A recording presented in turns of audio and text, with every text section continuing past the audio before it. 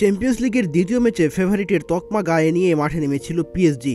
তারকায় ঠাসা দল আর লুইস এনরিকের মতো মাস্টারমাইন্ড কোচ, সব মিলিয়ে বরুসিয়া ডর্টমুন্ডের বিপক্ষে হট ফেভারিট ছিল ফরাসি ক্লাবটি। তবে ফেভারিট তকমা পেলেও মাঠের প্রতিফলন দেখা গেল না। উল্টো পিএসজির বিপক্ষে নিজেদের ঘরের মাঠে জয় পেয়েছে বরুসিয়া ডর্টমুন্ড। সিগন্যাল ইদুনা পার্কে প্রথম লেগে নিকোলাস ফুলক্রুগের গোলে ডর্টমুন্ডের বিপক্ষে পিএসজি হেরেছে 1-0 গোলে। ফলে ফাইনালে যাওয়ার পথ অনেকটা কঠিন হয়ে গেল পিএসজির জন্য। খুব বড় ব্যবধানে ম্যাচ হারেনি পিএসজি, ফলে এখনও ফাইনালে ওঠার ব্যাপারে আশাবাদী পিএসজি কোচ লুইস এনরিকে। ফিরতি লেগে ঘরের মাঠ পার্ক দ্য প্রিন্সেসে ভালো পারফরমেন্স করার প্রত্যয় জানালেন পিএসজি কোচ। ম্যাচ শেষে এনরিকে বলছেন, এটাই ফুটবল, বেশিরভাগ সময় এটা দারুণ, আর কিছু সময় এমনই। আমরা ভিন্ন পরিস্থিতিতে থাকতে চেয়েছিলাম, কিন্তু ম্যাচের সমানে সমান লড়াই হয়েছে।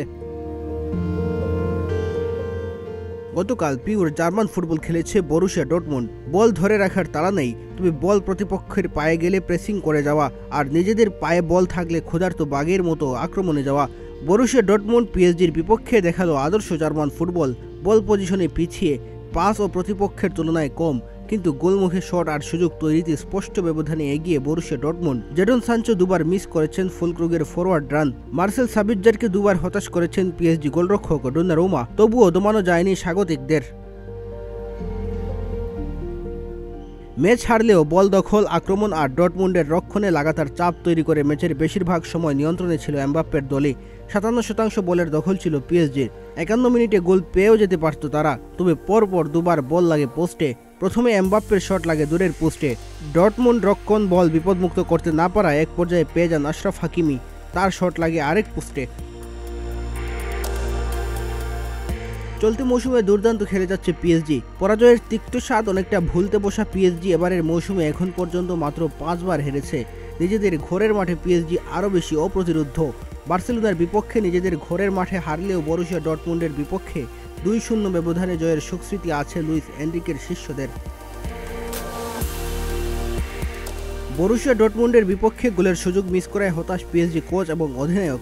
পিএসজি কোচ জানিয়েছেন, কেউ বলেনি সেমিফাইনালে ম্যাচটি সহজ হতে যাচ্ছে। ড্রেসিং রুমের ছেলেরা একটু হতাশ। যেহেতু আমাদের সুযোগ ছিল, আপনাকে বলতেই হবে এটা ব্যতিক্রমী একটি স্টেডিয়াম, কিন্তু আমি নিশ্চিত আমরা প্যারিসে আরও শক্তিশালী হব।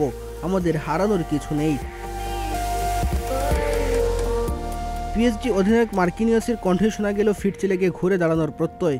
পিএসজি অধিনায়ক জানিয়েছেন, ফলের দিক থেকে যদি চিন্তা করি এটি ঠিক, আমাদের অনেক সুযোগ ছিল, বিশেষ করে দ্বিতীয়ার্ধে দারুণ সুযোগ ছিল।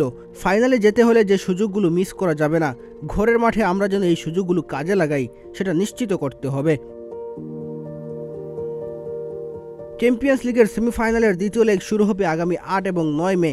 8 মে রিয়াল মাদ্রিদের ঘরের মাঠ সান্তিয়াগো বার্নাব্যুতে আতিথেয়তা নেবে বায়ার্ন মিউনিখ। পরের দিন পিএসজির ঘরের মাঠ পার্ক দ্য প্রিন্সেসে মুখোমুখি হবে বরুসিয়া ডর্টমুন্ড। রিয়াল মাদ্রিদ ও বায়ার্ন মিউনিখের ম্যাচ ড্র হলেও পিএসজির বিপক্ষে ম্যাচ জিতে অনেকটা এগিয়ে গেছে বরুসিয়া ডর্টমুন্ড।